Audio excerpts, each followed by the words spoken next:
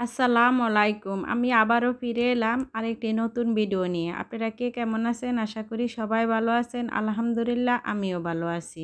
আজকে আমি জালি কুমড়া দিয়ে চিংড়ি মাছ দিয়ে রান্না করব। এখানে আমি চুলাতে কড়াই বসিয়ে দিয়ে 2 টেবিল চামচ সরিষার তেল দিয়ে দিলাম। সরিষার তেলটা গরম হয়ে গেছে। এখন আমি কাঁচামরিচ আর পেঁয়াজটা ভেজে নেব। কাঁচামরিচ পেঁয়াজটা একটু ভাজা হয়ে গেছে। এখন আমি 1 টেবিল চামচ দিয়ে দিলাম আদা রসুন বাটা। আদা রসুন বাটাও আমি একটু কাঁচা গন্ধ যাওয়া পর্যন্ত ভেজে নেব। আমার আদা রসুনটা ভাজা হয়ে গেছে। এখন আমি শুকনো মশলা দিয়ে দিলাম। এখানে স্বাদ মতো লবণ, হাফ চামচ হলুদের গুঁড়া, হাফ চামচ ধনিয়ার গুঁড়া, হাফ চামচ মরিচের গুঁড়া, হাফ চামচ জিরার গুঁড়া দিয়ে আমি ভালো করে কষিয়ে নেব। আমি কষানোর জন্য একটু পানি দিয়ে দিলাম। পানি দিয়ে আমি ভালো করে কষিয়ে নেব। আমি এখন দিয়ে দিলাম চিংড়ি মাছ। চিংড়ি মাছটা দিয়ে আমি মশলাটার সাথে ভালো করে কষিয়ে নেব।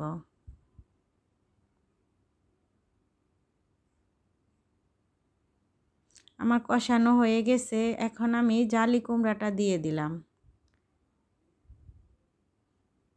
জালি কুমড়াটা দিয়ে আমি ভালো করে কষিয়ে নেব। তরকারি যত কষাবেন ততই তরকারির টেস্টটা হয়।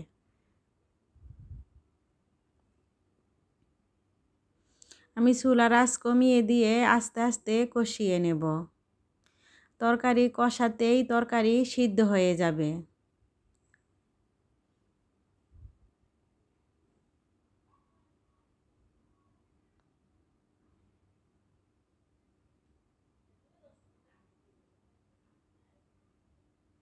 আমার তরকারিটা কষানো হয়ে গেছে। এখন আমি ঝোল দিয়ে দেব। এখানে আমি গরম পানি দিয়ে দিলাম। গরম পানি দিয়ে আমি নাড়াচাড়া করে দিলাম। তরকারি যত নাড়াচাড়া করবেন তরকারি ততই ভালো হয়। আমার তরকারিটা সিদ্ধ হয়ে গেছে, দেখেন। আমি আবার একটু নাড়াচাড়া করে দিলাম। এখন আমি তরকারিটা ধনেপাতা দিয়ে রান্নাটা শেষ করব। আল্লাহ হাফেজ।